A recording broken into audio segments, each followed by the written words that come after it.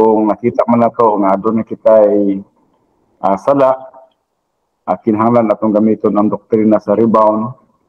Kaya ang pulong sa Dios nagaingon man sa 1 Juan 1:9 nga kung isugid nato ang atong mga sala, siya matinumanon og andam nga magapasaylo sa atong mga sala ug magalimpyo sa tanang dili pagkamatarong.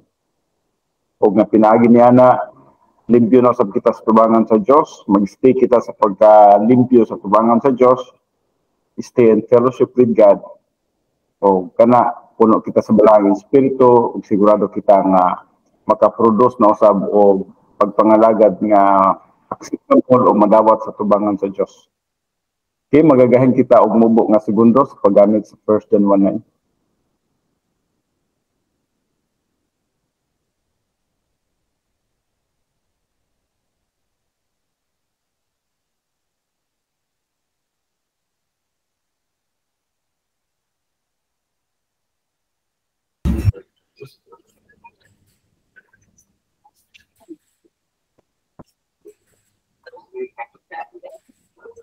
Amahan mo nga Dios nini nga taknas kabuntagon, kami magahatag sa among pagpasalamat, pagdaig, paghimaya ng kanimo tungod sa panahon nga gihatag ng kanamo. Nga din kami usab makasimba na usab kanimo sa espiritu ug sa kamatuoran. Tungod kay nagaingon man ikaw duha og tulo magakatigom, magatuon, magatawag sa imong ngalan, ikaw anaa sa among taliwala. Uban ni kami nining duha ka oras nga pagtuon. Salamat Father God sa imong tabang kanamo gikan sa imong makanakan ug sama sa imong magtutudlo. Akong gina-recognize ang akong pagkalimitado. Usa nagkinahanglan ako sa imong tabang, sa imong kaalam through the teaching ministry of God the Holy Spirit. Uban ni kami karon ining among pagabuhaton nga din sa imong atubangan, mahimo kining tanan nga madawat, makapahimo ug maghatag og kahimayaan. Nga kanimo lamang.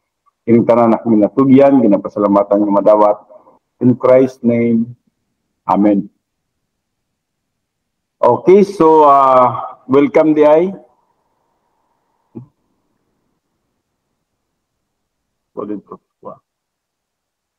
Okay, welcome di kay Pastor Victor Valenciano, no? Nag-join siya sa ato ang pagtuon. And I just do hope na mahimo kini siyang beneficial. And of course, beneficial sa kinabuhi ni Pastor Victor ang pagtuon sa pulong sa Dios. And of course, kay Pastor Roel Gallo, kay Ryan Danwata, kay Pastor Graciano Amora, Pastor Boyet Doronela, Rodel, Gister, o kinsa pa ng uban nila nga di na makita, no? Okay, so mayong buntag ka na itong tanan. O karon naga-series kita para sa katong first time nga naga-appeal kay Pastor Vic. Ang atong gitun-an karon is Faith is Life. O nakakita karon sa the characteristics of the Faith is Life. So nakita sa the characteristics of the Faith is Life. Present, wak mo ko.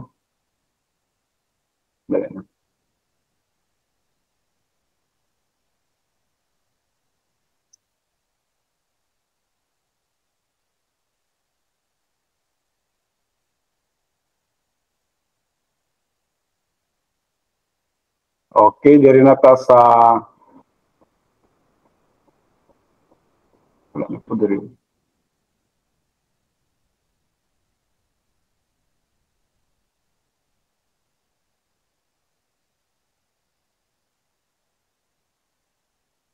Okay. So dari nata karon sa the characteristics of the faith-rich life.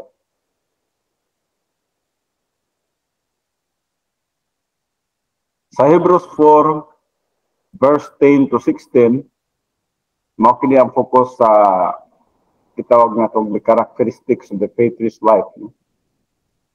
The brief history in verse 4 through 9 shows that the faith-rich picnic started when man was created. God provided for Adam's race, and while it was interrupted by sin, the race continues to be perpetuated. Basiga doon na mo yung mga pangutana, no? Pwede ninyo ma-raise sa inyong mga kamot, ha? Our faith starts at the cross. When we say that our faith starts at the cross, nag-isgot kayo siya may tungod sa imong spiritual birth, no?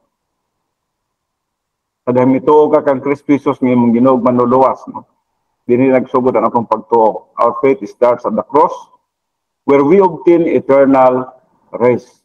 Nga pinagi niya na, yes, nakakaplat kita og eternal rest. Na natay kaluwasan, na natay kapahulayan sa atong kalag. So then we must claim the promises of God's word for the blessings of temporal rest, the byproduct and the monopoly of the Christian way of life.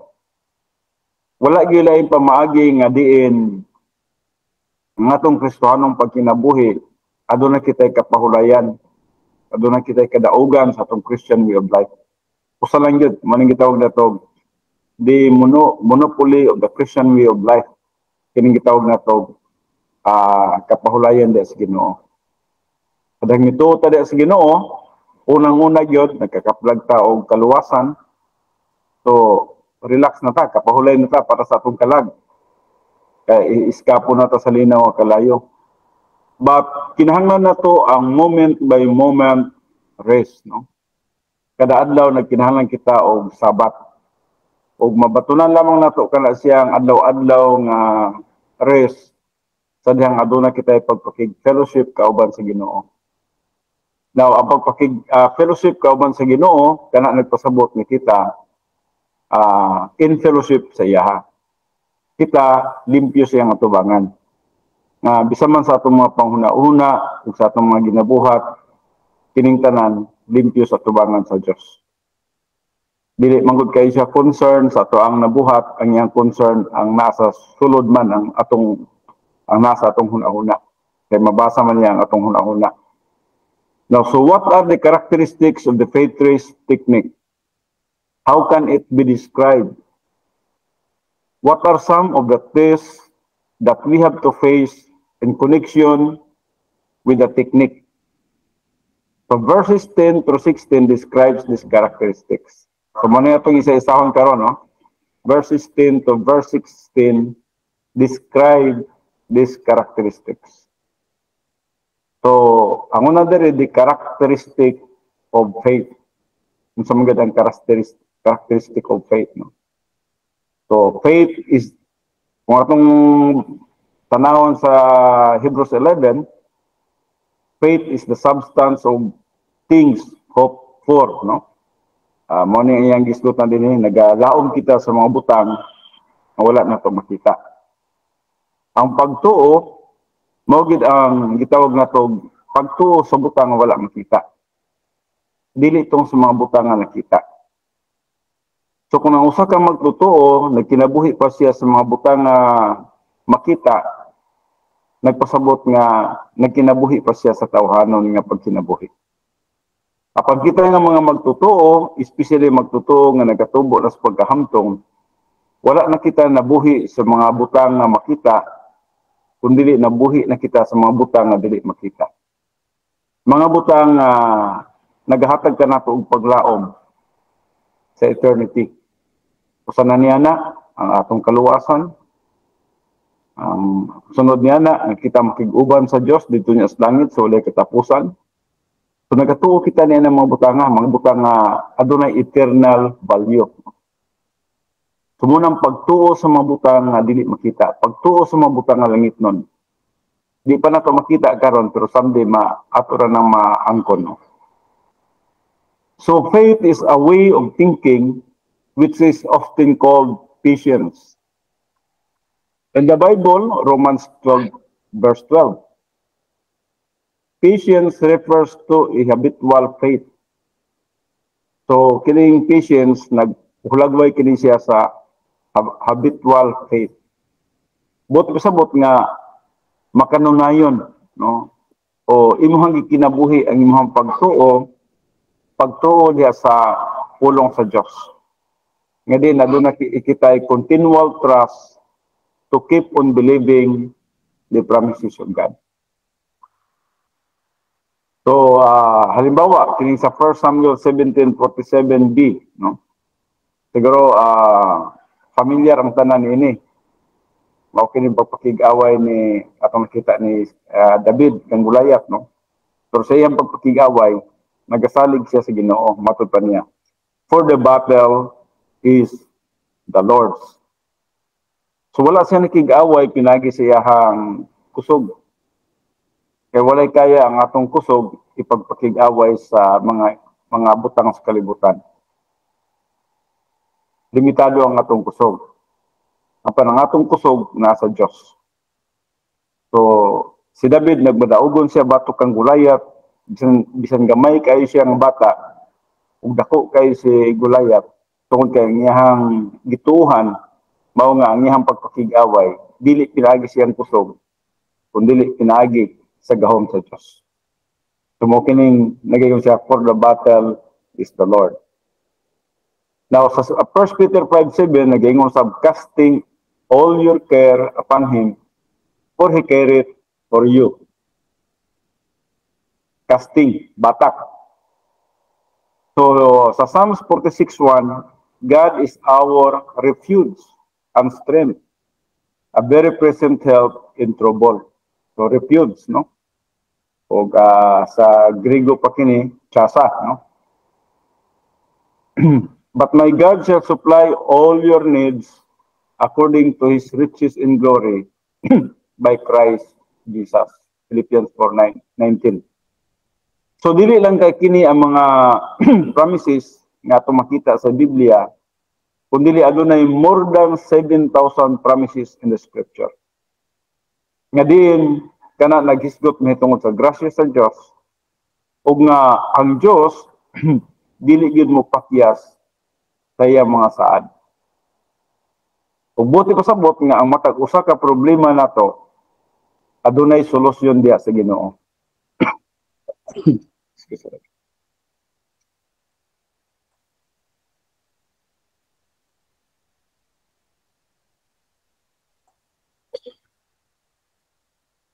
Walay usa ka problema nato sa kalibutan nga walay solusyon. That's the policy of God. Grace is the policy of God. Usay magunahon na ta nga bugat ra atong problema kana tungod kay nakasandig ka o nagsalig ka sa atong tawhanon nga panghuna-una. Usahay nagsalig ka sa atong kaugalingon nga paningkamot sa pagsulbad sa problema. But if you keep on claiming the promises and mixing them with your faith, then you enter into this race.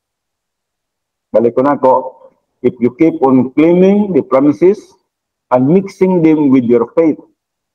Kasi ang promises, na naman ang promises.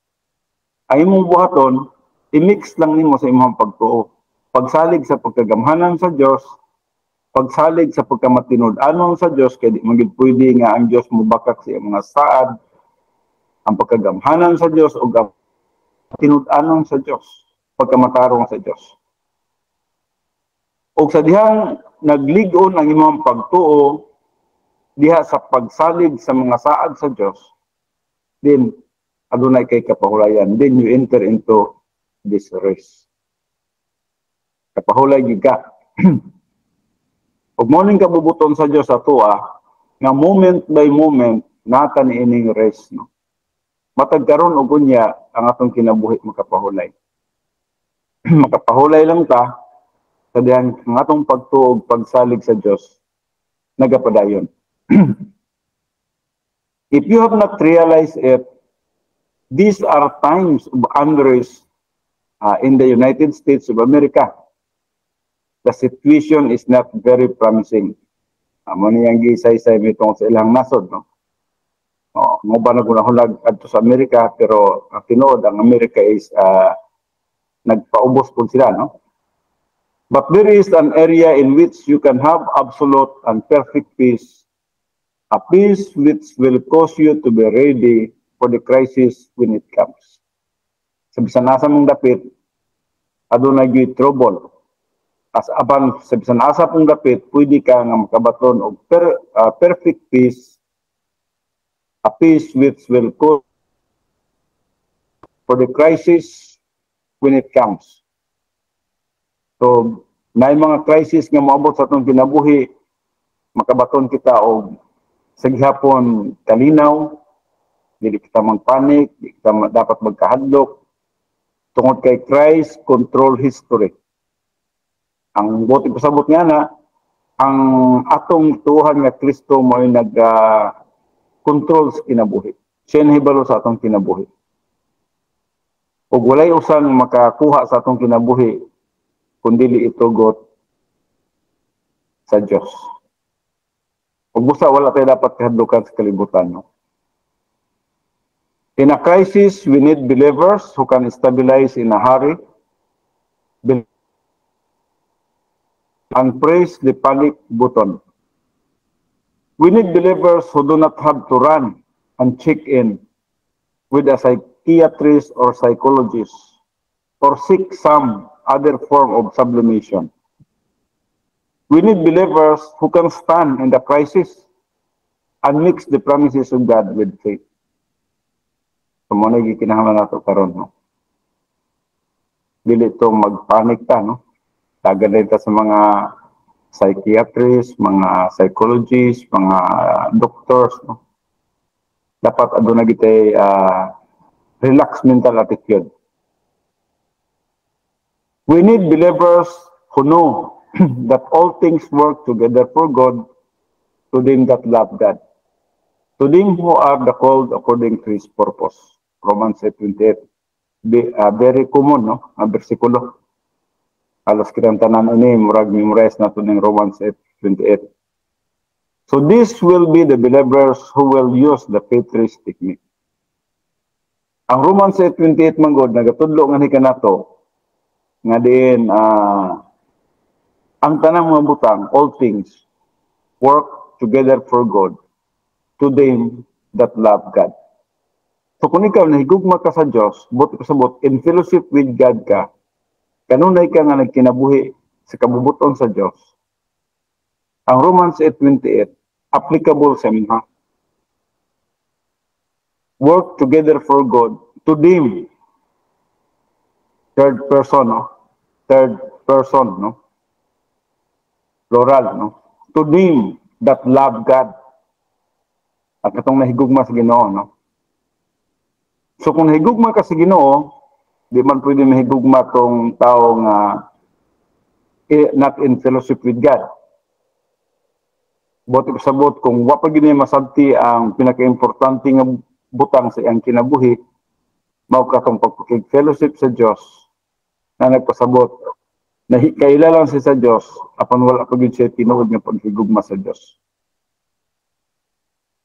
So kung kita nahigugma sa Dios, ang tanang butang nga nagapanghitabo sa kalibutan adunay purpose ug katuyuan sa atong mga kinabuhi.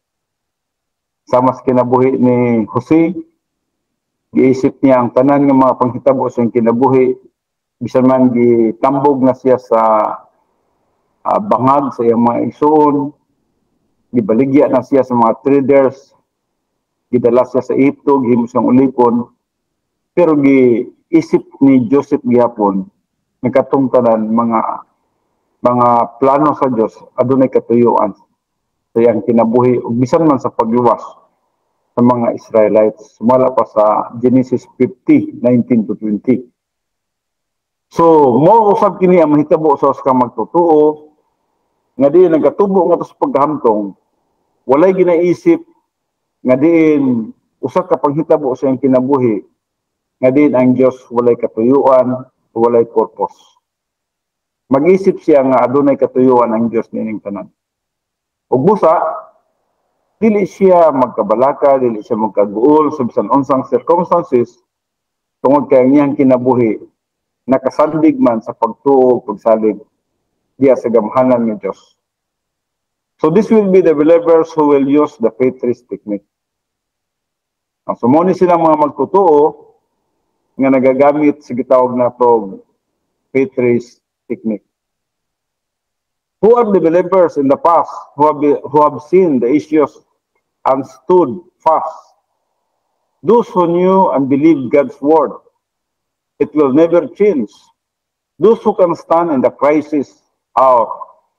whose backbone is strict because it is built upon the doctrine of God's word, whose thinking is based upon scripture and divine viewpoint, are not joked by the double talk of people in public life and by the biases of the press.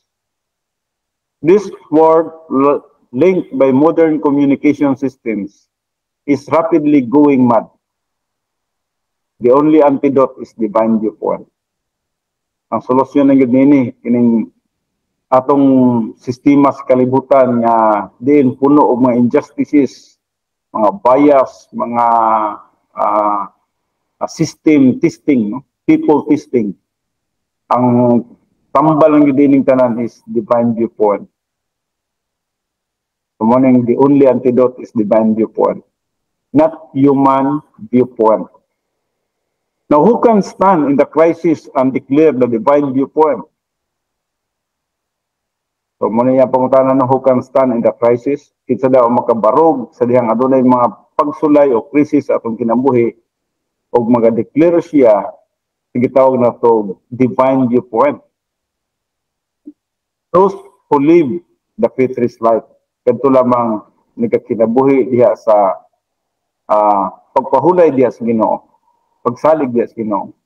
Those who continually claim God's promises, kanto lamang padayon sa pag-claim sa mga promises of God.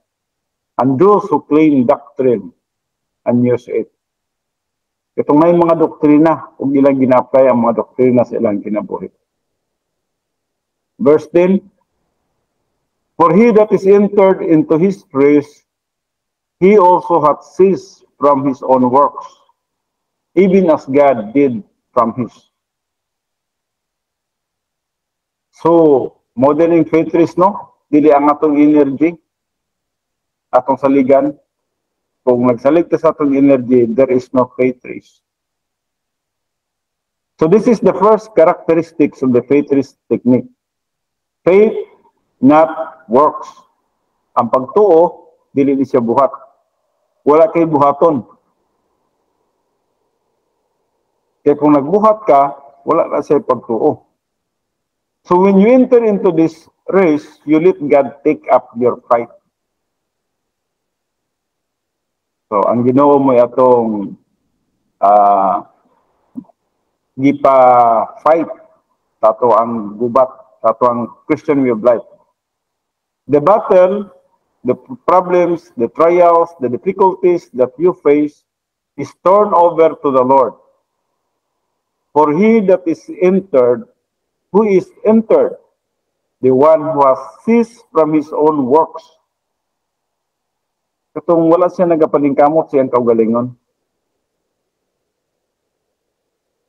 Kung nag-strive sa atong kaugalingon, nagpasabot nga wala ta nabuhi sa pagtuo. Nabuhi ta sa ato ang nakita.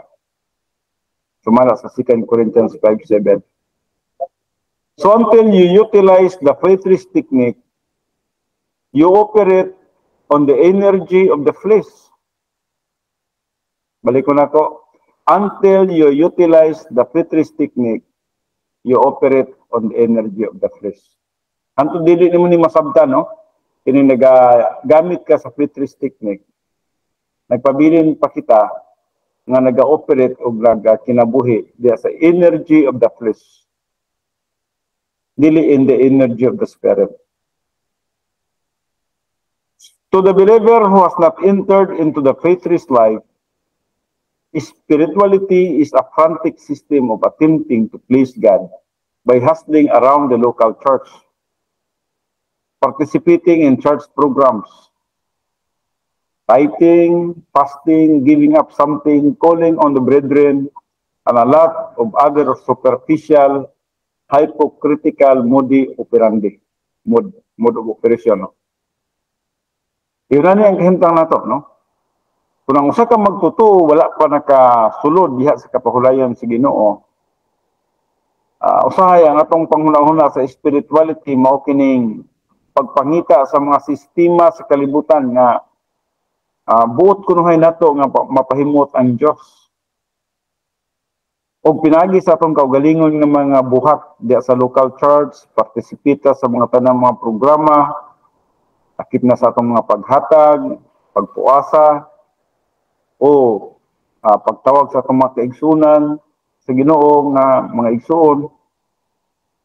O wala kita mahibalo nga kini siyang tanan, gitawag na to og mga superficial, hypocritical mode of operation. So, yes, nagunahon kita nga kita nag-aalagad sa Diyos, pero in the sight of God, we are not, no? Kasi ang pagpangalagad sa Diyos, nagid sa pagkinabuhi diya, sa pagpahulay diya sa Ginoo, pagsalig diya sa Ginoo, dili pinaagi sa atuang kaugalingon nga buhat. Not because of human good, but because of divine good. So, human good, morning nakita na to nga nakigbatok sa divine good.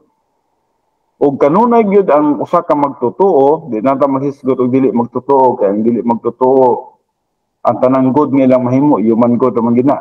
Wa man sila divine good. Maghisgot lang tag magtotoo, pero bisan pa sa mga magtotoo, kung dili kita nakasabot sa mga doktrina, dili nato gina-apply ang doktrina sa matag karon og unya, dili kita spiritual in the sense that we are clean before the Lord, we are in fellowship with God, we are in His will. Nan, ang tanan natong mga agi niya na is gitawag natong hypocritical mode of operation. So, then one day, you learn that you can relax spiritually.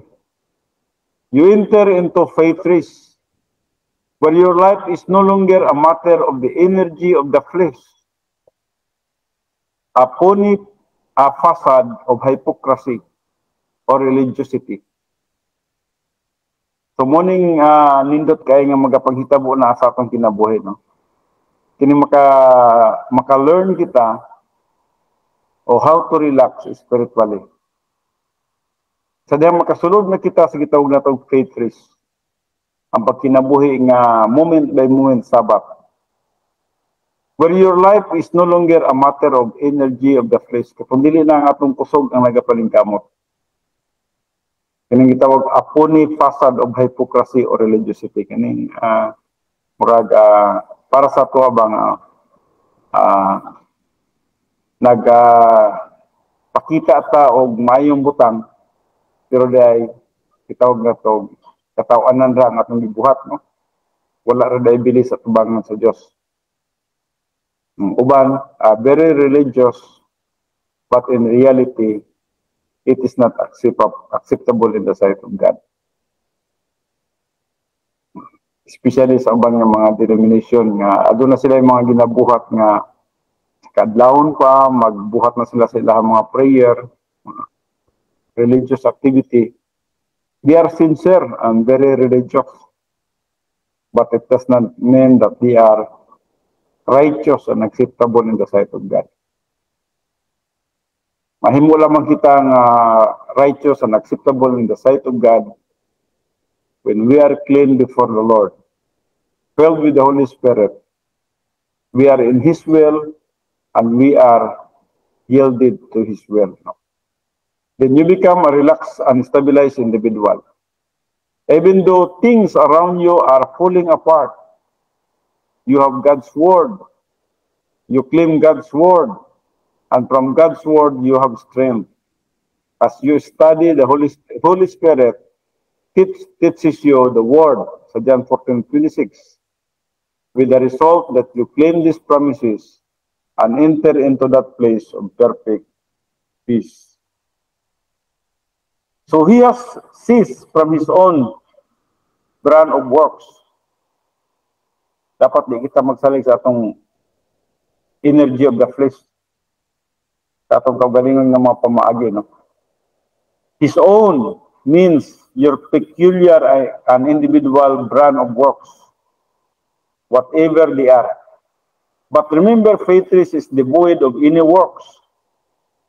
The beauty of the faith race life is the ability to derive strength from the peace that comes through simply trusting. Now, dinhita karon sa the characteristic of diligence. Kapo po ni, the characteristic of diligence sa verse 11. Let us labor, therefore, to enter into that race, lest any man fall up after the same example of unbelief. So now word nga, let us labor, therefore, to enter into that race. Money, diligence, no? Labor, more effort, no? Pero kini nga effort ang isgutan din is nga makaabotan ini nga race nga kapahulayan. So lest any man fall after the same example of unbelief. The Greek word there is speudo, no? Translated labor. Now, should more accurately be rendered diligent or eager. Itawag siya diligent, no? Ispodakso, from the word ispodakso. The writer is inviting all Christians to join him, not in works, but in diligence.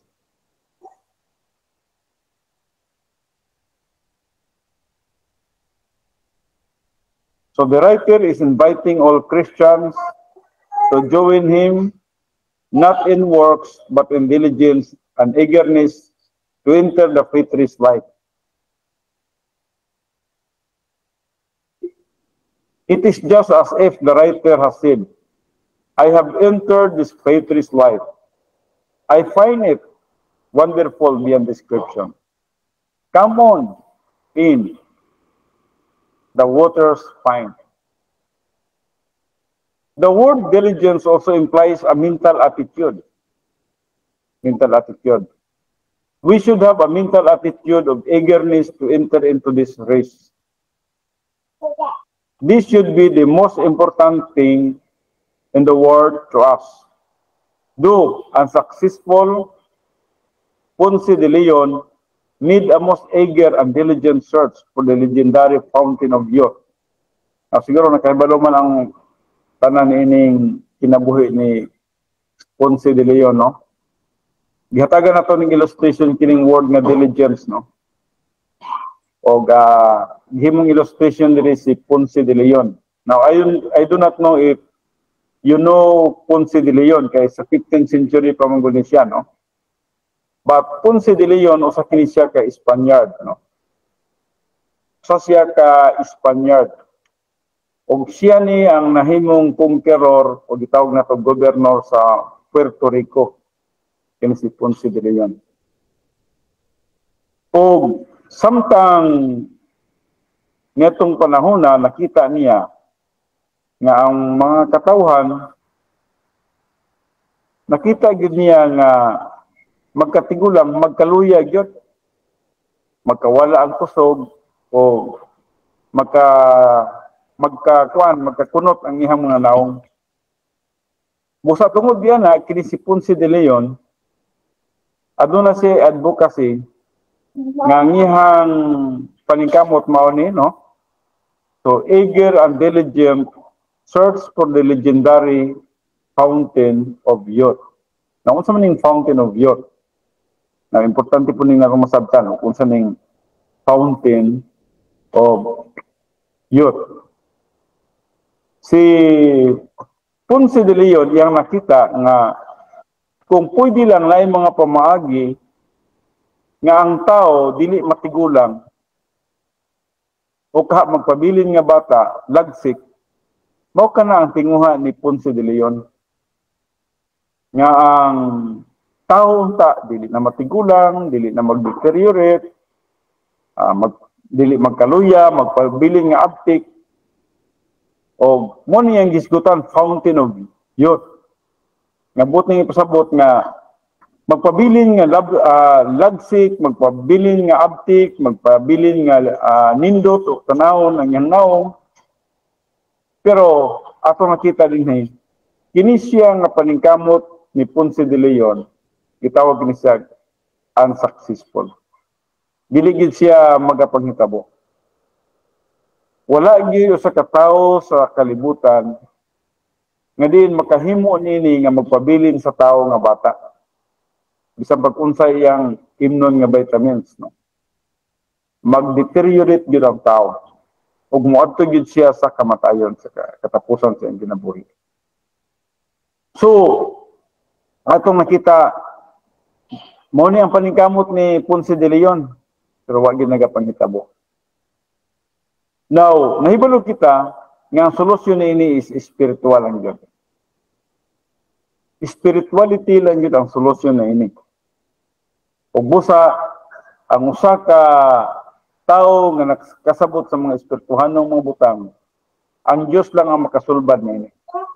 Ug mao man gani na someday sa dihang tuan nata sa Ginoo, sa presensya sa Ginoo, kitang tanan munindot ang atong mga hulagway dito.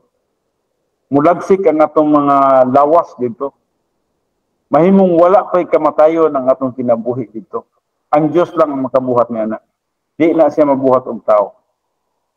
So bisan man sa unsang tinguha ni Ponce de Leon, failure yun siya tungod kay dili kini siya pamaagi sa tao, kundi dili kini siya pamaagi sa Dios. So dito niya sa langit, kita magpabilin ta nga lagsik, fountain of youth, no? Magpabilin kita nga ligon, ligdong, magpabilin kita nga way kamatayon, o wa tay pagkunot sa atong mga naong dito, no? So, mo kini ang iyang isgutan. So, how much more should we have the same diligence in seeking that which God has provided, the faithless life? Kung si Ponce de Leon man gani nagapaningkamot niining iyang paningkamot niya, wa man gani kalampusan, wa man gani siya nagmadaugon sa iyang paningkamot, sa iyang advokasya, unsa pa kita nga mga magtotoo. Dapat kita usab diligence ta, magbuhatag more effort nga diin kita makakabot nining pagkinabuhi nga adunay kapahulayan diya sa Ginoo. Kinabuhi nga moment by moment sabat. Kinabuhi nga matag karon og unya kanunay nga ana sa kabubuton sa Dios. And that is eternal. Now suppose I told you that 100 feet behind Biraca Church, slightly under the surface of the earth, is a miraculous spring. The water of which I drank will guarantee that you can revert to the age you desire. Sa lang ni example, no? Sa ka-writer, nagbuhat sa example nga, kung pananglitan daw dito sa Biraca, sa ilalong sa Biraca Church, na usa ka spring, no? Na miraculous spring. The water which if drunk will guarantee that you can revert to the age you desire. Ano mo, balik ka sa pagkabata, balik ka sa pagkalingkon. So there would be a lot of people out digging. Siguro daghang mga tao ang magkalot dito kung nakahibalo sila nga naay miraculous nga tubig dito sa Biraca. Kung mutuo sila sa gisulti nining usa ka writer. Then suppose I added that in order to dig, you must have the correct mental attitude, that of diligence. So, dapat insakto ang inyong motibo. So let us be diligent and go seek this fountain that gives us the age we desire. So, moni ang gisgutan din, no? Kung ihunana man lang, ang mga tao maningkamot sila nga makakalot sila na ng tubika. Okay, no? So, that of diligence, let us be diligent and go seek this fountain that gives us the age we desire. Pero ang ato spirituality ang atong gikinahanglan, no?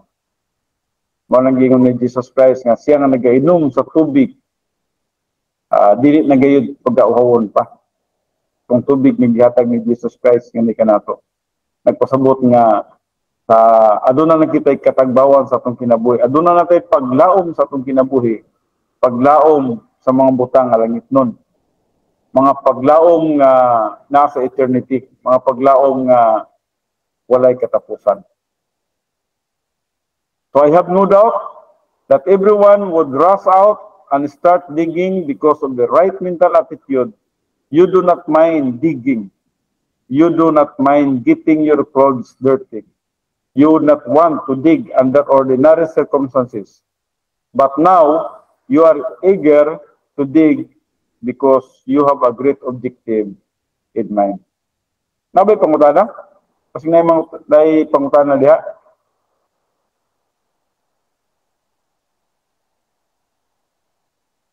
Okay, kung wala man padayon tanong. So this is the connotation of the word diligence. More work, effort, no? More effort. Mary Grace Tagalog. Pastor, good morning. Dali. Naidaghan kayo mo sulod ba? Tapos na isa kasulod. Mary Grace.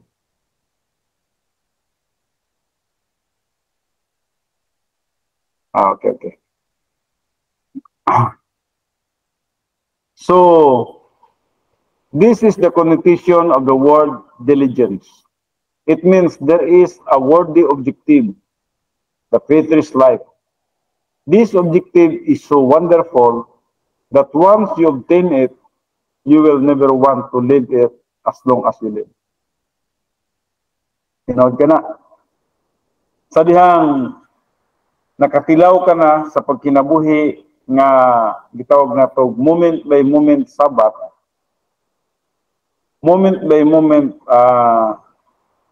in fellowship with God, Petrus life, nagkinabuhi ka nga adunay kapahulayan sa Ginoo, then kadang naabot nimo kini siya nga objective sa imong kinabuhi. Kining gitawag na to wonderful that once you obtain it, you will never want to live it as long as you live. Ginadid ka mo biya nini. Ganahan lagi ka nini kay mo ning kinabuhi, no? Ang pagkinabuhi nga malinawon diya sa Ginoo, ang pagkinabuhi nga malipayon diya sa Ginoo. Mao na ning mga butang nga nagkinabuhi kita sa pagtuo sa mga butang nga dili makita. Kay kung nagkinabuhi kita sa mga butang nga makita, nagpasabot nga abnormal ang atong Christian life. So, sa ako nang gingon, no? Baliktad manggod ang sa kalibutan. Ang sa kalibutan, nabuhi sila sa mga butang nga ilang makita. O para sa ilaha, di gid pwede nga ang mga pangandoy, ang mga ambitions, mga pleasures, mga vices sa kalibutan, dili na pwede nila mabiyaan kay para sa ilaha, importante gina siya. Mga ambitions, no?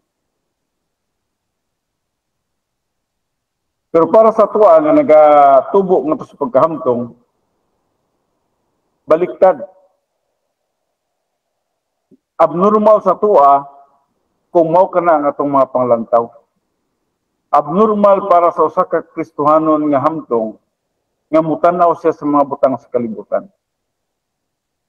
Mahimong normal sa iyaha ang kinabuhi nga diin nagatanaw siya sa mga butang nga dili makita. Katong mga butang nga adunay value sa eternity, mo to iyang gilantaw. Katong mga butang nga langit nun, mga butang Diyos nun, nga diin mahimot ang Diyos ang kinabuhi. Which is, wala gitagaan ka na sa pagtagad sa mga kalibutanon. O kasagaran sa mga katawan sa kalibutan, dinhagid sila. O muna sila, normal sila na, muna ilang panglantaw. Pero sa tuwa, abnormal na siyang kinabuhi.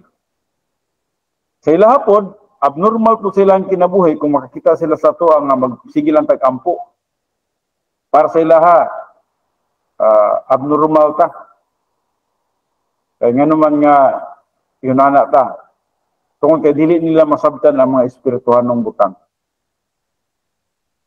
O kita po, nagkinabuhi ko ta sa pagtuo, o busa, wa ta nagkinabuhi sa mga kalibutanong butang. Dili ang mga kalibutanong butang ang atong pangandoy. Kundi ang mga butang na espirituhanon.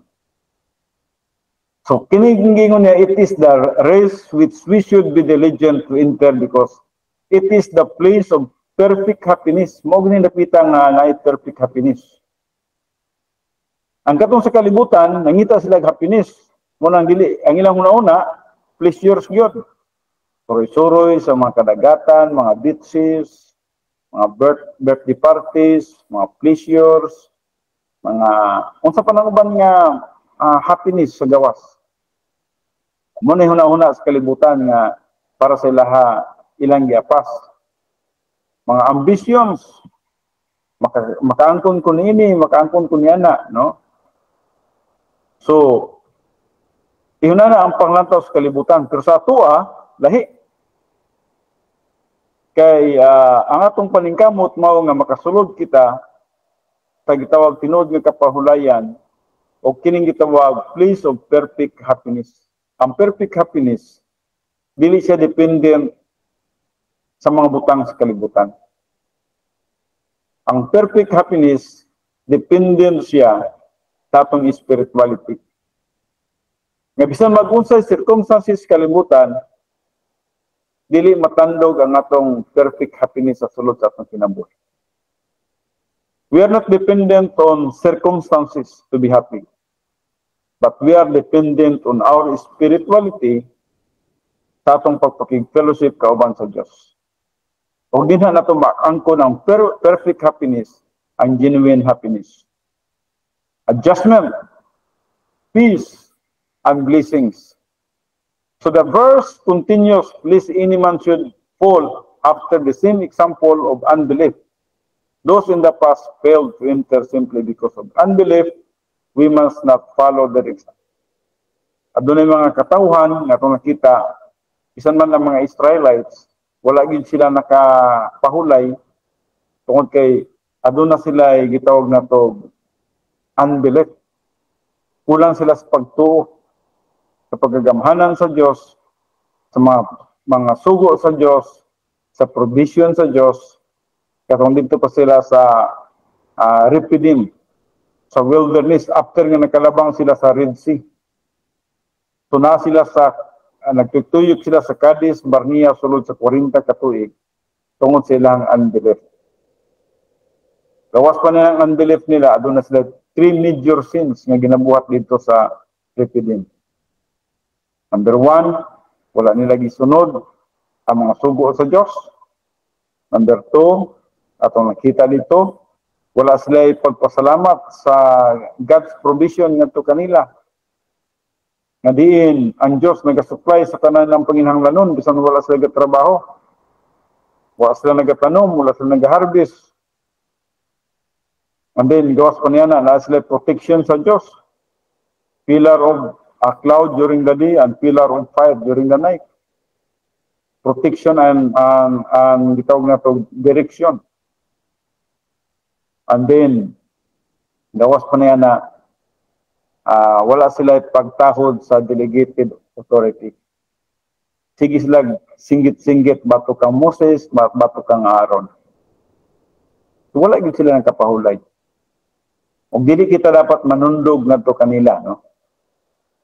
So dapat dili nato sila sundugon. So morning least any man should fall after the same example of unbelief. Those in the past failed to enter simply because of unbelief, and we must not follow their example. Di nato sila sundon. Wala sila kapahulay. Wala sila kasulod sa land of promise. Wala sila nakasulod sa Canaan. The place which rich with milk and honey, wala sila nakasulod. Why? Because of unbelief. Now, din dito karon sa the characteristics of knowing the Word of God. So, dito, no? Apan kay doon na naman lang kita upat ka minuto sa atong first session, no? Maghatag sa taog break, sulod sa 5 ka minuto bago kita mo sa the characteristic of knowing the Word of God. Kini importante kini nga masabtan nato ning the characteristic of the Word of God. So diri na kita karon sa the characteristic of knowing the Word of God.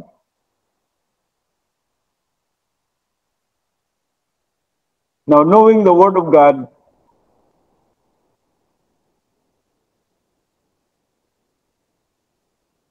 madunggan ba ko? Dungog, Pastor Fred. Okay, salamat.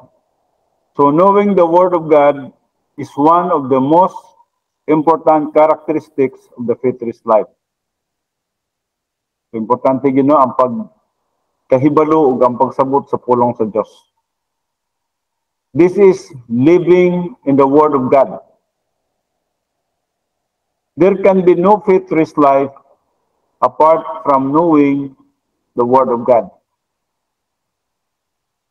So faithless is not a certain feeling you get, but having the Word as the object of your faith in the spiritual life. Verse 12 brings into focus this very vital factor in the faithless technique. Ano ang ka-importante sa Word of God. Verse 12, no? So we have already seen that in order to enter into the faithless life, it must be by faith and not works. Balik ko na to, no? We have already seen that in order to enter into the faithless life, it must be by faith, not works. So even as salvation is by faith and not works, as is always the case, to believe or to have faith is a transitive verb. Gitawag kini siya og transitive verb, kining word na faith, no? Pagtuo. It must have the subject. Kinsa mang subject niini, kita. And an object, kinsa man ang object, Jesus Christ is our object. So kita ang mituo, ug ang atong gituohan mo si Jesus Christ. Ug mo kanang naluwas kita. So in salvation, the subject, the transitive verb to believe is any member of the human race, kita, no? While the object of the verb is the Lord Jesus Christ, who is the Savior.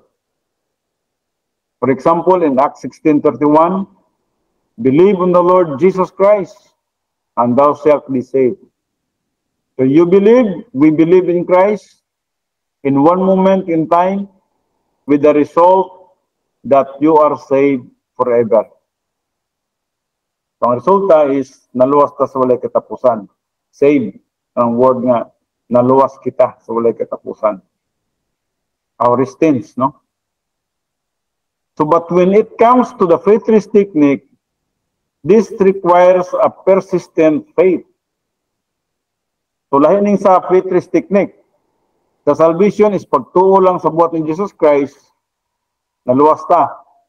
Ang faithless, muna po ang pagtuo diha sa pulong sa Diyos. Pagtuo sa mga saad sa Diyos diha sa pulong niya. So lahat itong ganina, ang object na to si Christ sa kaluwasan, karon sa faithless technique, ang atong object mo ang Word of God. Ang promises of God. So this requires a persistent faith, a persevering faith in the Word of God. The subject is the believer in the Lord Jesus Christ. The object of the verb to believe is the Word of God. So ang object na po nato karon diri mo na ang pulong sa Dios. O ana ka importante ang pulong sa Dios. The believer must consistently believe the Word. But you cannot consistently believe the Word until you know the Word and understand it in its various components. For example, you need to understand the Word in its historical context. Importante ang historical context. Kung anong nasulat ka na siya, kinsa ang nagsulat, kinsa ang gisulatan, no? Kung sa'y purpose for sulat. No? And then the dispensations. Kinahanglan, may sabta na ito ang dispensations. Kung sa unsa siya nga kapanahunan, may kagamitan. Asa siya may apply sa asa nga dispensation. And then you need to see it from the viewpoint of doctrine and the promises. All of these things that are found in God's Word must become the objects of your faith. So, di rin naka-focus ang imuhang pagtuo sa Word of God. Kung nga dili jud ka dapat magduduha tungod kay ang saad sa Dios iyang yung ginatuman. So there is Hebrews 4:12. Importante kini, no? For the word of God is quick and powerful and sharper than any two-edged sword, piercing even to the dividing asunder of soul and spirit, and of the joints and marrow, and is a discerner of the thoughts and intents of the heart. Now, there are 5 characteristics of God's word in this verse. Adunay 5 ka characteristics nini nga bersikulo. There are 5 characteristics of God's word in this verse. First, the word of God is quick. Kining word nga quick or alive. Gamit siya alive. Pero ang Greek word nini is gitawag og zone. Kini zone. So is a present participle, which means it is always alive. So ang bot ning ipasabot nini kining quick sa present participle karon sa tanang panahon kini siya, it is always alive or living, o siguro sa inyong translation living, no? Alive or living, no? It should be translated, the word of God is constantly alive or constantly living. Mo siya, no? Buhi, no? So if you want to know what life is, you have to go to the word of God. If you want to understand what true living is, if you want to get the most out of life, and if you want to live according to the truth, then you must have the scripture as your guide. Okay, ang word of God is living.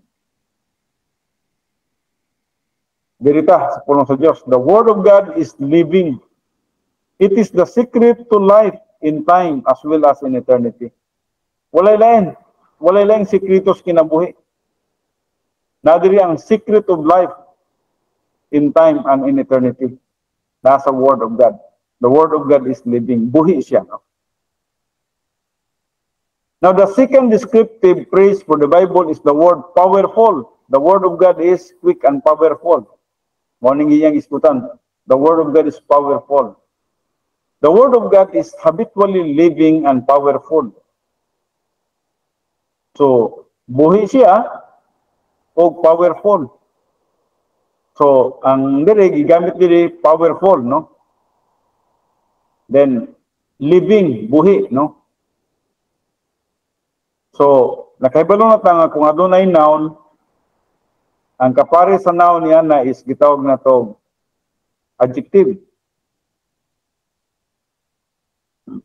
Ang adjective nagpasabot siya ang modifier sa noun. Kung naay verb, naay adverb. Ang adverb mo nag-describe sa verb. The adjective used for powerful is the Greek word energis. So ang adjective nga gigamit diri sa word nga powerful, the word of God. Unsang noun? The word of God. And then ang iyang adjective is powerful. Because sa Grigong pinulungan nga energis. Energy from the word energy or energies, no? Meaning active or operationally powerful. The efficacious power to live the spiritual life. Just as the secret to life is found in God's word, so the secret to spiritual dynamics or operational power is also found in God's word. So kung ang sekretos kinabuhi nasa pulong sa Diyos, ang sekreto po sa espirituhanon nga madasigon, mao naagihapon sa pulong sa Diyos. So therefore, we must believe the word of God, apply the scriptures, promises, and doctrines in order to have the divine operational power in our lives. Anito si katulo. The third characteristics of the word of God is that it is sharper than any two-edged sword. So, dito sa Hebrews 4:12, kung sa gisgutan, quick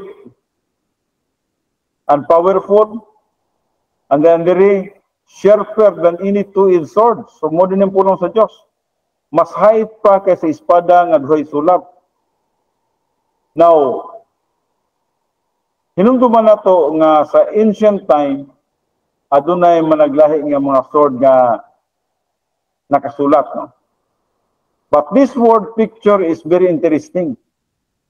The Greek word used for sword, ang used word nga ang Greek word diri nga sword nga gigamit is makaira. Makaira. Now nganong makaira man gyud, no? Nga mubo ra man kanang makaira, mga 2 feet man lang na siya, no? Nya murag ang ihapong kakuan is murag 2 inches lang po lang ihang width niya na, niya pikas ug pikas, naihait niya, na tumoy nga kuan, printing, no? So nganong kini man gyud nga may uban nga ang ilaha ganing sword halos miabot na sa salog, miabot na sa yuta. Pero nganong ang gigamit diri nga Greek word is the sword makaira. Though a very short sword, the makaira was one of the greatest inventions of the ancient world. To emphasize the unique aspects of this weapon, I must first describe the other swords already in existence in the ancient world. So ato sang hisgutan ning uban pud nga mga klase nga sword, parang makumpara nato nining sword nga makaira, no? So one of the swords which was very impressive was called the Rompia. R-O-M, no? P-H-A-I-E, Rompia. A broad sword, usually 5 to 6 feet. Muna akong ingon, taasan ni siya. 5 to 6 feet.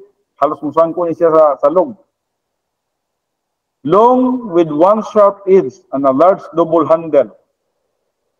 It was first used by the Thracians.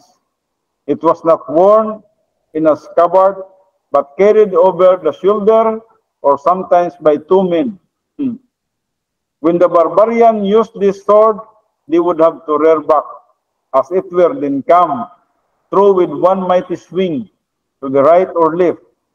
This always left the swordsman off balance and vulnerable to counterattack.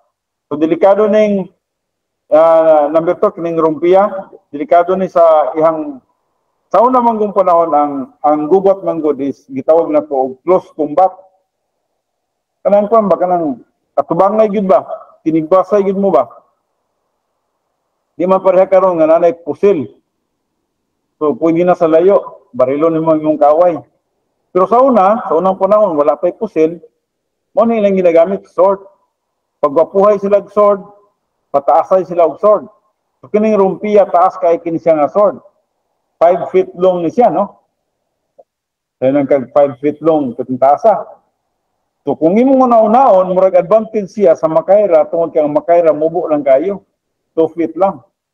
So kung nasa layo, mas lamang tong taas. Pero di ay sa pagpakigaway, lisod di ay kay itong taas. Kaya once nga makabunal na kaniadto, pag bunal nimo ato, di na ka makabalo sa bunal, ma-outbalance na ka, kay layo na kay gilabyugan. So lupig siya sa makaira, no? So, padayon ta. So when the Romans first advanced on the barbarians, carrying only short makairas, no? Mupo lang ang Romans. Ang ilang gigamit is makairas, no? Makaira. The barbarians with their great rampias looked down the hill at the advancing Romans and had a great big laugh. Lang una-una nga. Wala. But the Romans had the last laugh. Nagkatawanay kunahay sila kay ngano man ang una-una sa kining mga nagbitbit nga mga kaaway sa Roma, lang una-una mubo ra pula na inyong mga espada oy. Pero ang mga Romano po ilang una-una kalisod po ng inyong sword oy. So inani, another sword in the ancient world was the Sipos. Kining Sipos, no, napo ni siya, no? So CHIP HOS, no? Which featured only a sharp point. The aids were useless in fighting. The only way the enemy could be defeated with the Sepoys was with one straightforward thrust. If the enemy rolled, bob, pitched, duck, or managed to get out of the way of the thrust, the Sepoys swordsman was also left vulnerable to counterattack. So, mao po niya ang problema sa Sepoys, no? Pero sa lang iyang ang iyang kwan is naka point lang, no? Murag ka ng hait lang tubangan, no? Now, napay kaupat di Akinakis, no? Kini Akinakis, no? The Akinakis invented in Persia was not a combat sword. Kini dili ni panggubat ni siya nga sword kini Akinakis. It had a dull point, dull edges, and was more ornamental than useful, no? Murag for display lang ni siya.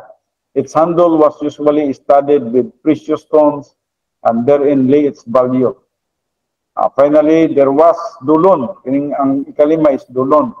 A sword which was hidden or disguised in some object, such as a staff or as a cane. And again, it had only one sharp point. Parehara po siya sa Sepoys, no? One sharp point. Now, in comparison with the swords, the Makaira was short. Mabulang kaya Makaira, which meant that anyone could handle it. One did not have to be a physical giant, for it was light and maneuverable. Mano yung nakanindot sa Makaira. Second, the Makaira never left the user of balance or vulnerable. Di po ka ma-out of balance, kimubo raman kayo. Pag tigbas ni mo anak, pwede din mo mabalik tigbas. So, dali na mo pagwarawara, kaya mubo ra siya, no?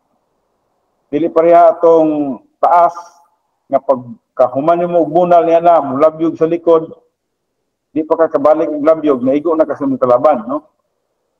So, he could thrust, parry, or slash to the left or right without having to regain his balance. The secret to the Makaira was that it not only had a very sharp point, but both edges were also sharp, meaning two-edged sword, sharper than any two-edged swords, no? A feature that the other swords did not have. Mao niyang wala sa ubang nga sword. Some had one sharp edge or one sharp point, but the Makaira had it all. Ang Makaira naani siya tanan. Now, as a result, the Roman soldiers easily defeated the barbarians with the Makaira. It was one of the most revolutionary weapons of the ancient world. So, mo gining lang ginagamit Makaira. Busa, matingala ka nga ang magsusulat, huwag yun siya magkamali sa magsusulat sa Biblia. Why was the Makaira used to describe the Word of God? Nganong kinimanggil ang gigamit sa Bible? Nganong dili man katong ubang mga sword? Why ang nakasulat sa Word of God is Makaira? The Word of God is alive and sharper than any two-edged sword. Ang two-edged swords ngayang gisgutan diri talks about Makaira. The Rumpia has but one sharp edge. The Bible does not consist of a point here and a point there, but every bit of the scripture is valuable likewise. The Sepoys, with its little sharp point on the end of a blade, was not an accurate picture of the Word of God. Dili gyapon mao ang gisgutan. Sa lang ang point niya. Ang sa pulong sa Dios, two-edged sword, no? The ornate Akinakis was not used for the Bible, is not simply beautiful literature. Dili po ng Akinakis. Neither was the dolon used for the Bible, is not hidden in its meaning. Di po magamit ang dolon kay ang dolon is hidden in its meaning. But the Bible is called here the Makaira. Kinigyot, ganun gitawag sa Makaira. Because every part of the sword had a purpose. Ang matag part meaning a sword ay purpose. Ang tumoy, talinis, ang pikas, hait, ang pikas, hait, mubo, short, o dili sila ma-out balance. Now sa may buti pasabot ni ini. Buti pasabot nga every jot and title of God's word is valuable and important. Morning sword. Every jot and title of God's word is usable to us as Christians. The Christian who uses God's word is never off balance. Kung ikaw nagagamit ka sa pulong sa Diyos, di ka mawala sa balansi. Plastada yun ang imong kinabuhi. Normal yun ang imong kinabuhi. Dili ka ma-abnormal. Sa dihang magagamit ka sa pulong sa Diyos. The Christian who uses God's word is stabilized, which is one of the characteristics of the faithless life. So, stable ka. Wakay kahadlok, wakay kagul, wakay kabalaka, wakay kasina. Established, stable ang inyong panghuna-una. Sa diyang nagagamit ka sa Word of God, sa sword na mo ang makaira. So, ang atong sword mo ang Word of God. One doctrine of the Word of God that can resolve every problem when applied to a situation is the doctrine of the divine essence. O, kining divine essence. No? Importante ni siya.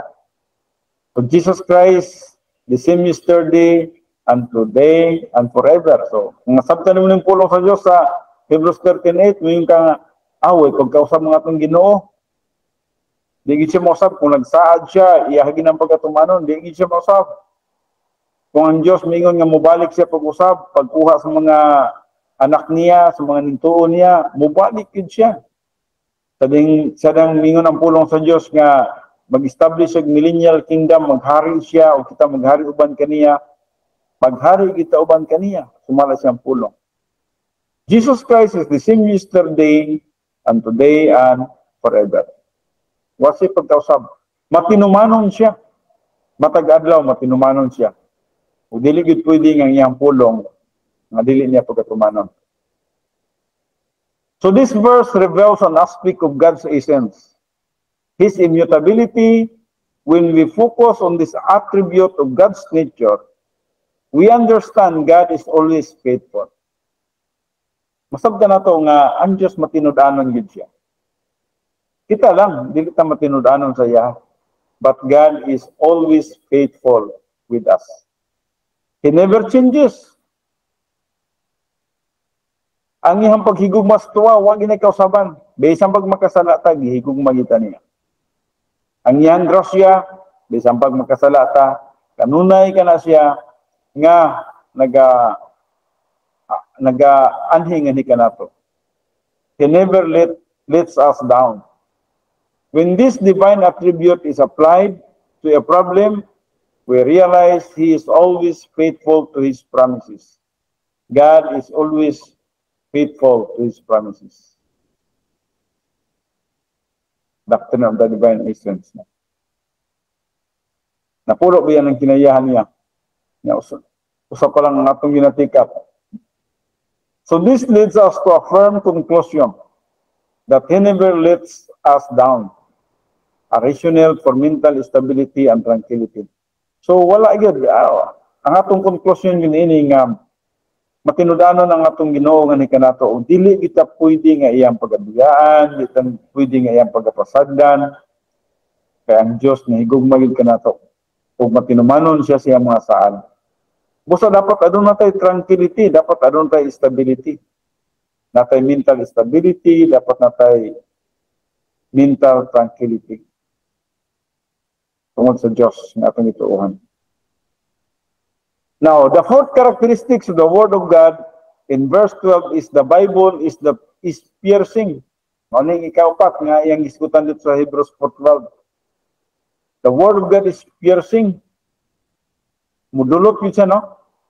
Gikuha sa Grigo nga pinulungan nga diik nyumay.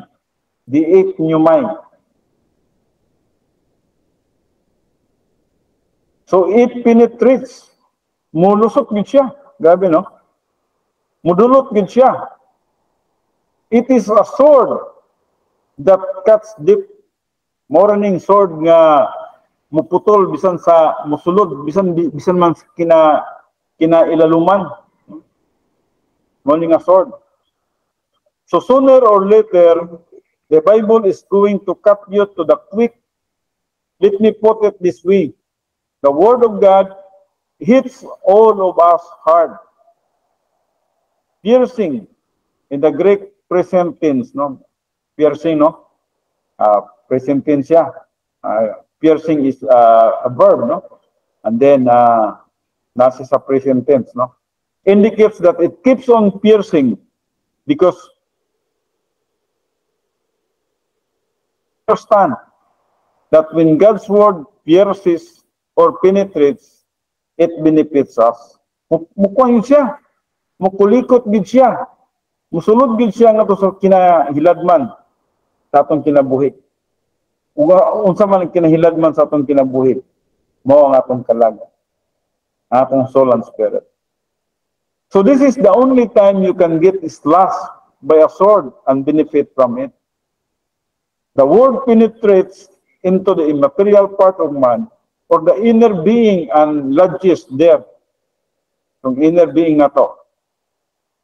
As indicated in the next phrase, piercing even to the dividing asunder of the soul and the spirit. Lusot siya, bisan sa atong soul and spirit. Penetrate yun siya.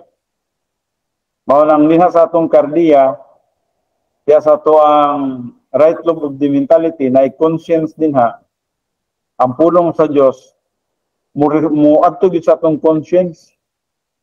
Kung magbuhat tag butang nga dili uyon sa kabubuton sa Dios, mulihok ang atong konsensya.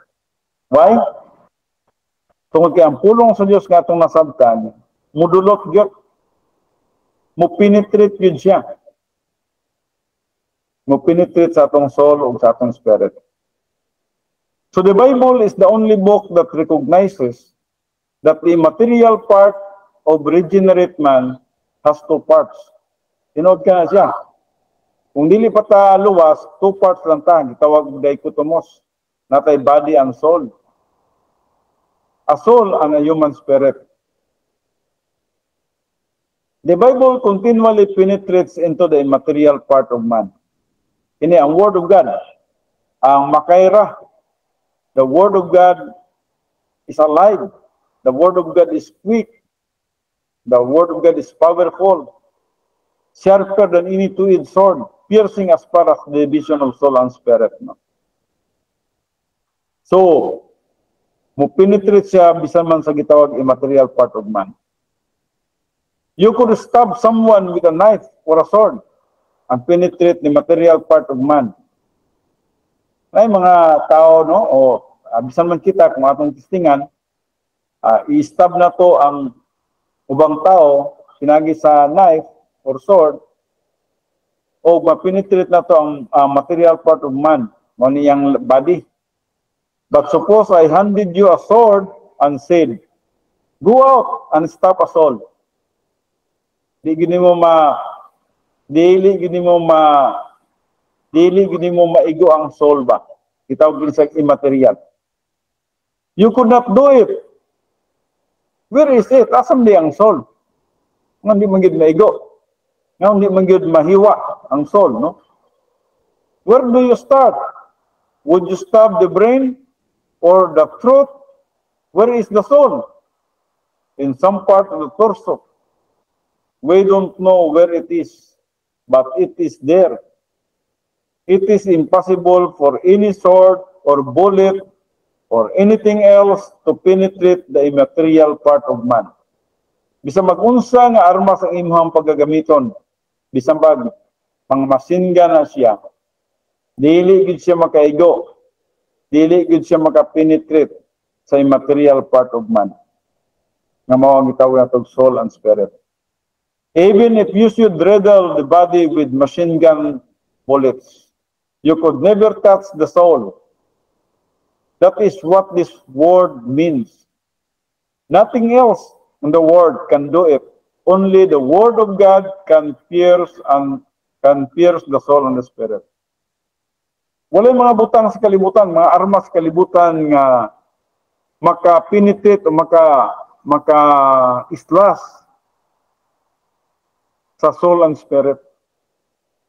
Di gid sila ka igo niya na. Apan ang Word of God can penetrate, can pierce the soul and the spirit. That's how powerful the Word of God. That's why when you study the Word of God goes to your soul and it resides to your cardia.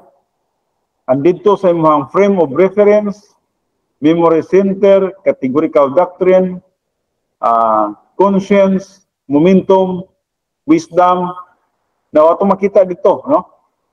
Vocabulary, no? Tadiyang nagapuyo na siya dito sa atong kalag. Nahimo na siyang powerful. Nga diin sa matag circumstances sa atong kinabuhi, mahimo na itong magamit siya nga may apply siya bisan man sa mga pagsulay, bisan man sa mga crisis, mga problema, ang Word of God nga nasa itong kalag, magamit na nato siya sa tanang problems of life. Ug busa mao kanang gitawag na to adversities is inevitable but stress is optional. Kung naay mong pulong, kung ang pulong sa Dios sa imong kalag, pwede nga ang pagsulay musulod sa imo apan dili siya mag-cause of stress. Dili siya mag-cause of gitawag na damage sa imong spiritual life. Tungod kay you have the Word of God, ang Word of God mo ay nagabantay sa imong kalag nga dili makasulod ang mga problema, ang mga stress sa atong kinabuhi. So do you ever think about using the Word of God? Are there people who in some way disturb you? Siguro people testing, so people who upset you, or someone who has it in for you. If you use God's Word, it can change your attitude. Once nga gamiton nimo ang pulong sa Dios nga nasa imong kalag, mausab yun ang imong attitude. There is a genuine changes sa kinabuhi sa usa ka magtotoo nga din ang pulong sa Dios nagapuyo diha siyang kalag. Ang pulong sa Dios wala kini siya ibili kung naa lang ni sa gawas.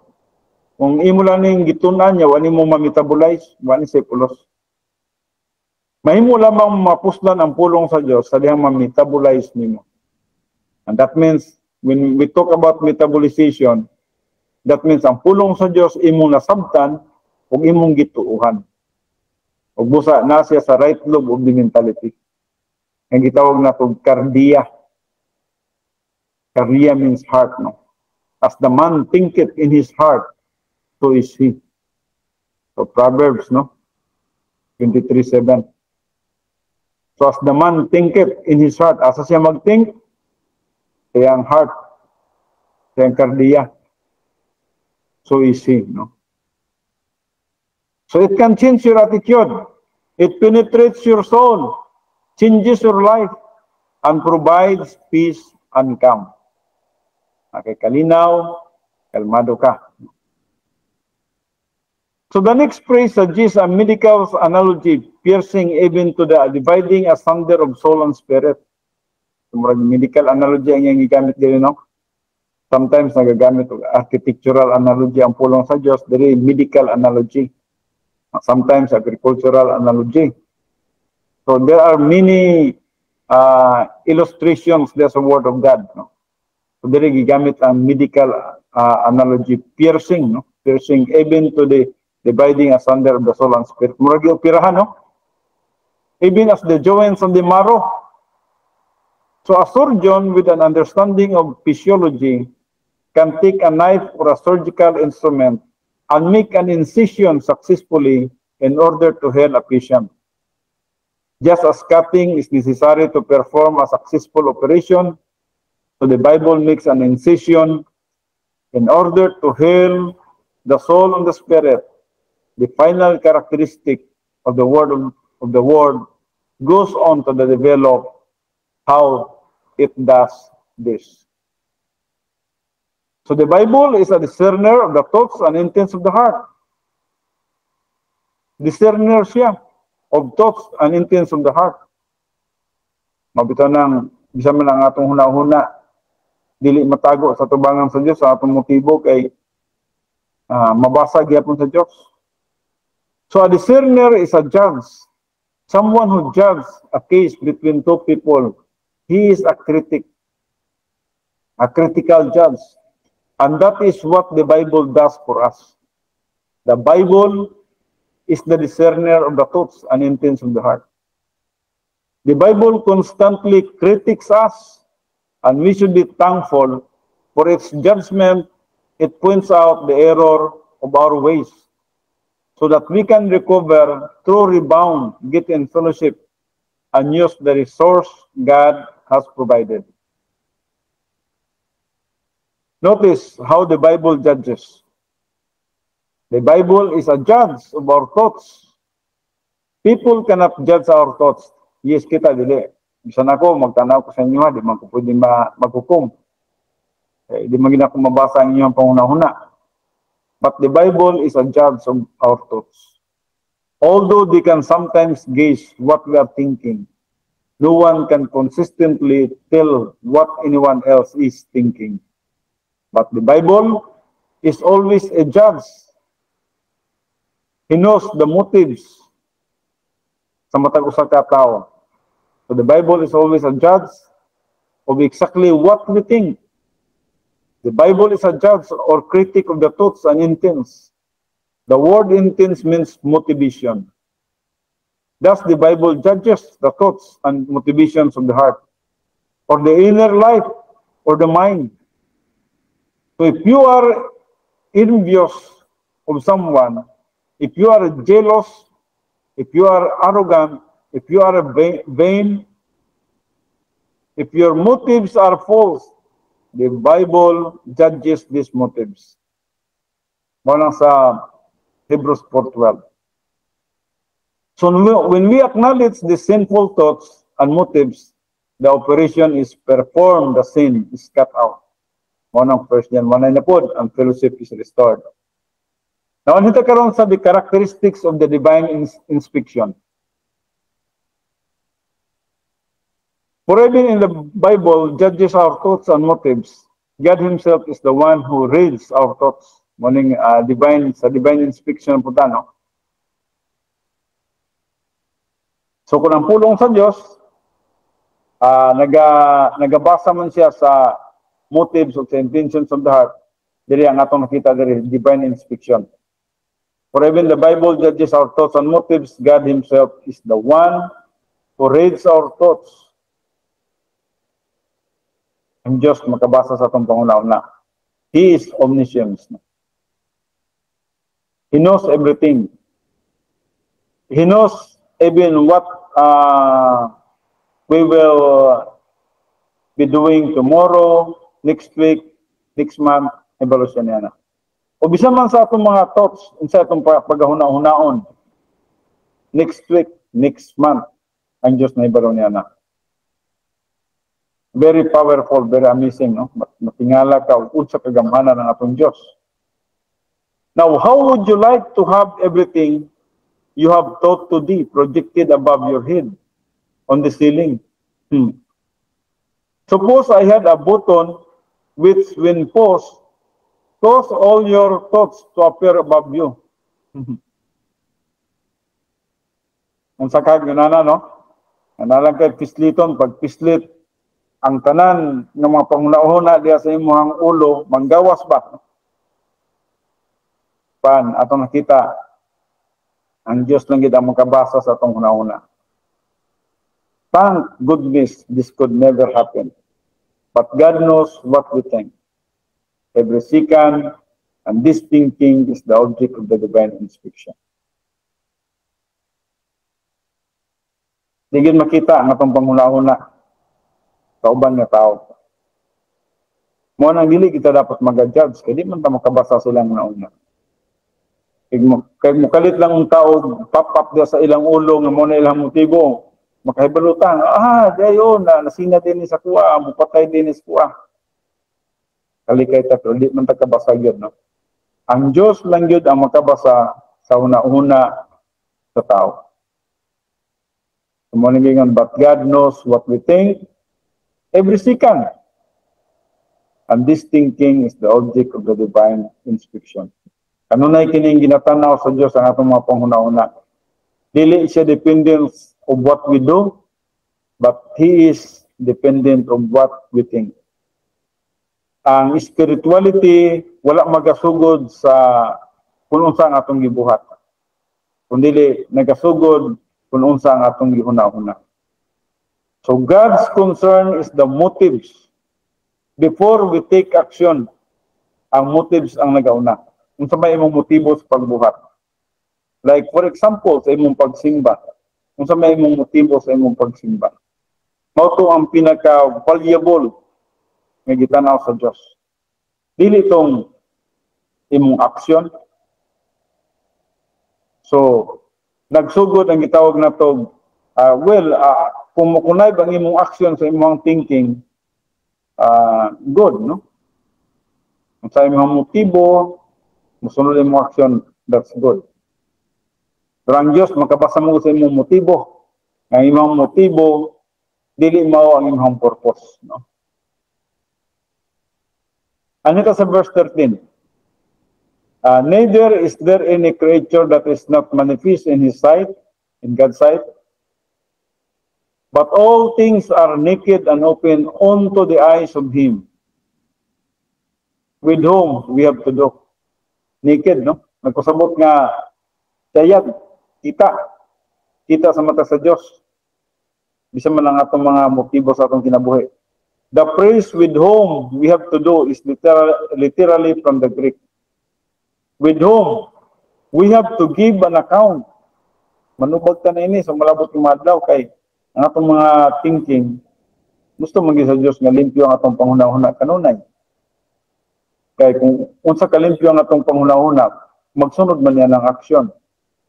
Dili man pwede magunang aksyon niya maguna-huna pa ka, no? Mali man na una gyud ang huna-huna bago ang aksyon. And then manubag ta sa Dios based sa atong motibo sa atong kinabuhi, sa atong pagbuhat sa mga buluhaton. Maguna ang motibo.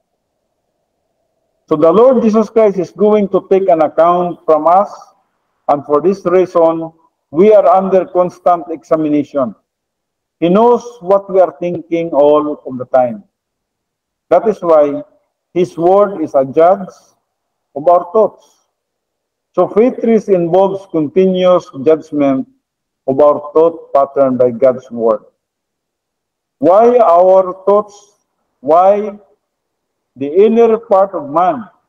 Because the faith risk technique is not something we do on the outside. It is something we do in our mind. Balikon ako kay importante kini siya. Kung sa iyang iskutan din why the inner part of man? Nganong ang inner part of man?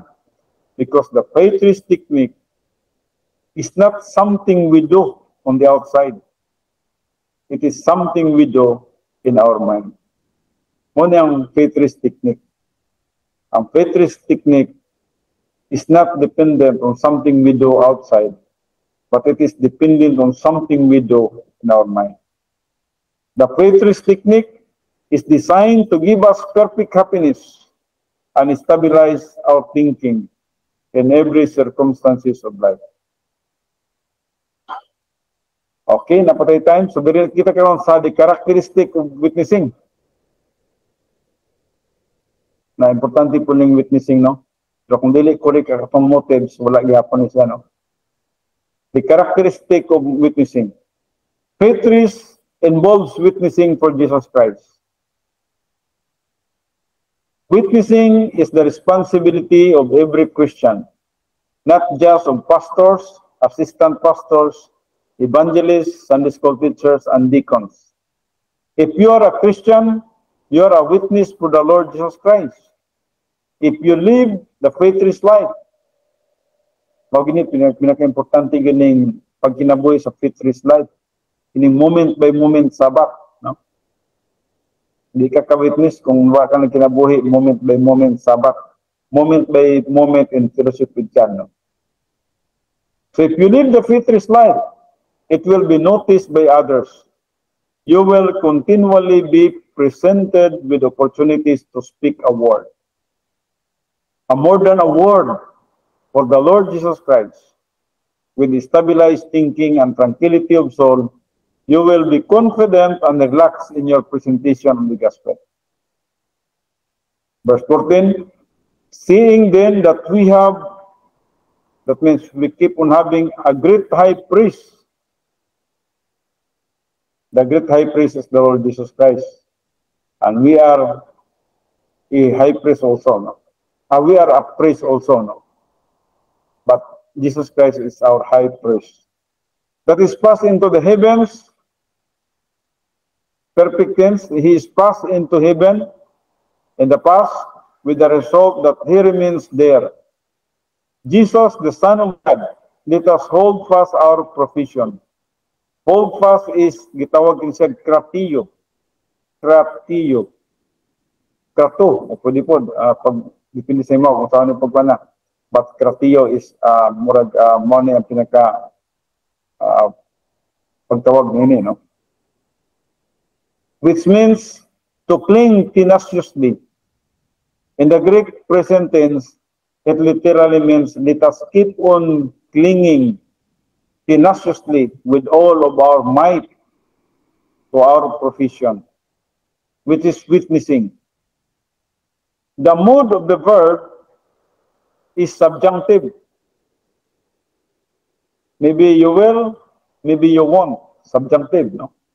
By which the writer is inviting all of his readers to make the decision to join him in witnessing for Jesus Christ. So gihagit ang tanan nga magsangyaw gid ka. But maybe magsangyaw ka, maybe you won't. Depende sa inyo. But we are invited to share the gospel of the Lord Jesus Christ to the lost world, no? To the unsaved people. Now, din hita karon sa the characteristic of testing. Testing, no? So, faith race involves constant testing.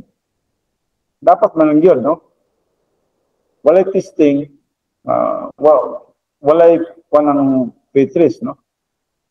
Ang faith race, dakong kahimuan sa danay testing. Most of you know that muscles are built by weightlifting.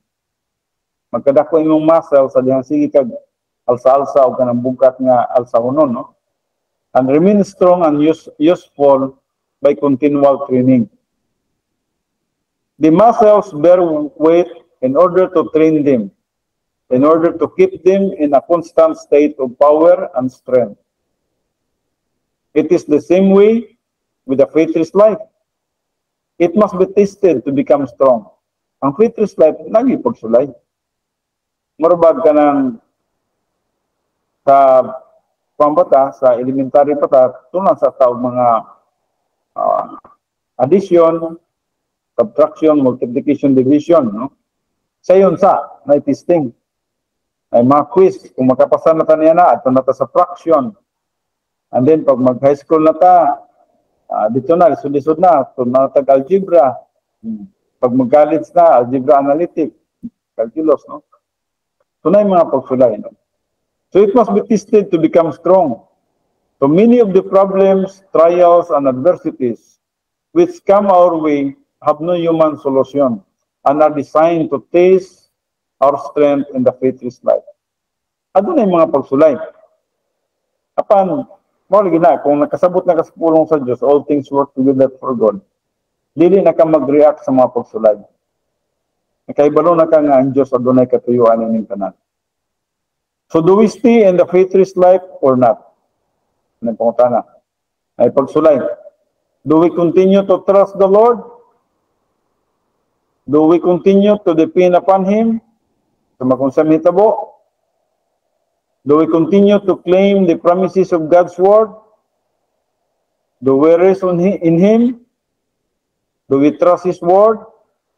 Do we claim His promises? That is why God continually permits testing in our life. Nagi na mga testing sa itong kinabuhi. Either people testing, tingala lang ka, kanang tawanan na, ano yung pagsulay nimo, mo react na yung negative, hindi ka. Tumubalik na po na, bila ka adlaw, pagsulay na po si mo, pagsakya po ka. Magsige na sa balik hangtod nga dili ka kapasar.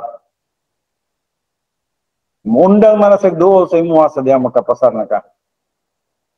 Mura bag addition ba? Nga wala lagi mo tudlo na to addition na kay balo naman kita. Subtraction wala pa mo tudlo na to subtraction kay balo naman ta bisan ma multiplication ang division. Wala mo tudlo sa tuwa na kabalo naman ta. So kung nakapasa na tanay na, dito na punta sa higher level. So ang pagsulay nga gihatag sa Dios ngani kanato, ang katuyuan na for spiritual growth. Ma-practice na to. Anay pagsulayo. Okay, di ko ma-react na ini. Apoy pagsulayo. Okay, balo na ko ini. So, ano lang. So we have things which are beyond us. Things which have no obvious solution. Ay mga panahon nga murag akong nakita nga disura sa solusyon eh. So we must claim His promises. Live in His word. Believe and use the things which He has provided for us. Therefore, you can expect periodic testing as long as you live. Ano yung ating kinabuhi? We expect periodic testing as long as we live. Nagadepende kini siya sa atong capacity for life. Kung atong capacity taas na, taas ko itong mga pagsulay. So sooner or later, every Christian will face some kind of crisis. The roof will fall in. The rug will be pulled out from under you, and your whole world will seemingly collapse. A crisis phase to see if you will stay calm, claim the promises, and continues to live in the world. Sumugin na purpose. Ang mga pagsulay, may tanaw na to, kung i-apply ba nimo ang pulong sa Diyos o dili ba? I-claim ba nimo ang akong mga saad o dili ba? Kung sa may pulo sa ng promises sa Ginoo, kung wala kay i-claim, so na yung mga testing para nga makita o unsa na gyud ang imong pagtuo diha sa pagkagamhanan sa Dios.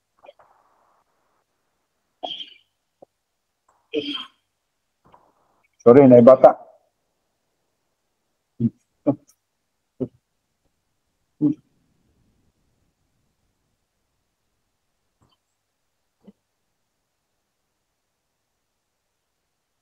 Kadali ka naibata. And the big issue is that crisis is this. Do I believe God's word? Will I claim God's word? Or will I fall apart? Nasa to kita magpili niya na. Salig ba tas pulong sa Diyos? I-claim ba na to ang pulong sa Diyos? O kaha, madaot ba nga itong kinabuhi? Will I get upset? Will I be afraid? Will I become destabilized in some manner? Will I live in panic palace? Or will I continue to claim those promises which are pertinent to the situation? So hangtod nga maabot sa imong kinabuhi, minay ikaw, all things work together for good. Once nga makabot ning kinabuhi, mura kag sama kang Jose. Bisan man sa mga pagsulay sa iyang kinabuhi, bisan man sa mga pagsulay sa iyang kinabuhi, ginadawat niya. Kaya nagatuo siya nga adunay purpose o katuyuan ng Diyos iyang kinabuhi.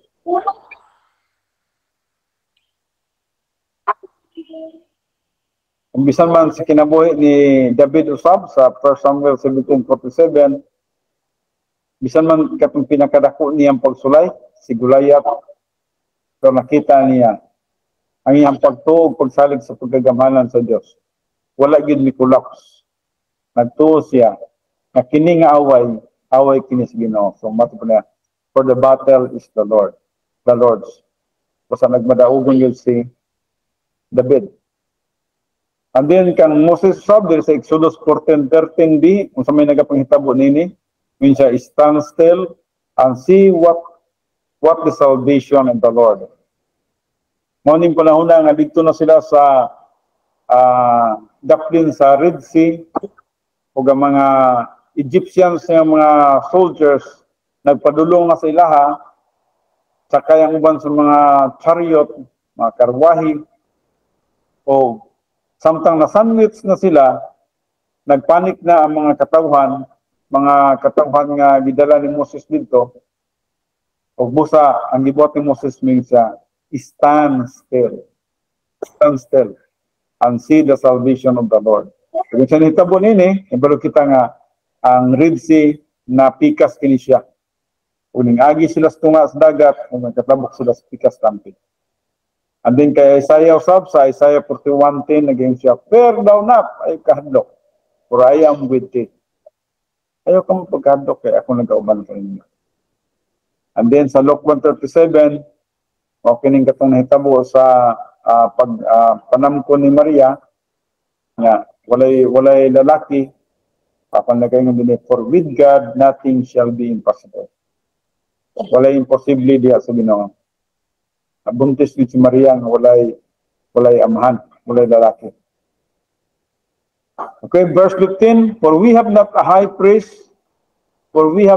an high priest which cannot be touched with the feeling of our infirmities, but was in all points tested like as we are, yet apart from sin. Our high priest, the Lord Jesus Christ, pioneered the way before us. He was tested in every way that we are tested and more. Yet never once did he sin, nor lost his faithful life. The Lord has traveled the road of testing, has experienced the testing that can happen to us, and as 1 Corinthians 10:13 tells us, he has provided a way of escape that we may be able to bear it or bear up under it." Inunduman nato nga walay mga pagsulay nga ihatag sa Dios nga ni kanato nga dili nato malabangan. Nagabuhat siya, naghatag siya pamaagi nga maka-escape kita, makalabang kita, that we may be able to bear it. Maka na siya. Okay, 1 minute ang nabilin, o nakita karon sa the characteristics of prayer, o galanganin na gid kayo, basta atong padayonon kining the characteristic of prayer karong gabi. Amahan namo nga Dios, salamat gyud sa panahon nga gihatag ni kanamo, bisan man sa kagubot sa kalibutan. Sa gihapon ikaw naghatag ka namo panahon, nga din kalmado kami, relax kami, aduna kami panahon gihapon sa pagtuon sa imong pulong, pagsimba kanimo sa espiritu sa kamatuoran. Salamat bisan man sa kabisi sa panahon apan kami naghatag ito panahon alang na kami. Salamat sa imong grasya, sa imong gugma, sa imong kaayo. Tabangi kami nga magpadayon gyud kami nga mapadayonon, maisugon sa sunod sa imong mga kabubuton sa among kinabuhi. Kinatugyan namo ang tanan namo nga makinabuhi nga kanimo. Thank you so much, Heavenly Father, sa imong padayon nga pagtabang sa tanan imong kanakan. Kinauli na tanang pagpasalamat pagdaig, pinagi lamang sa pangalan ni Kristo Jesus. Amen.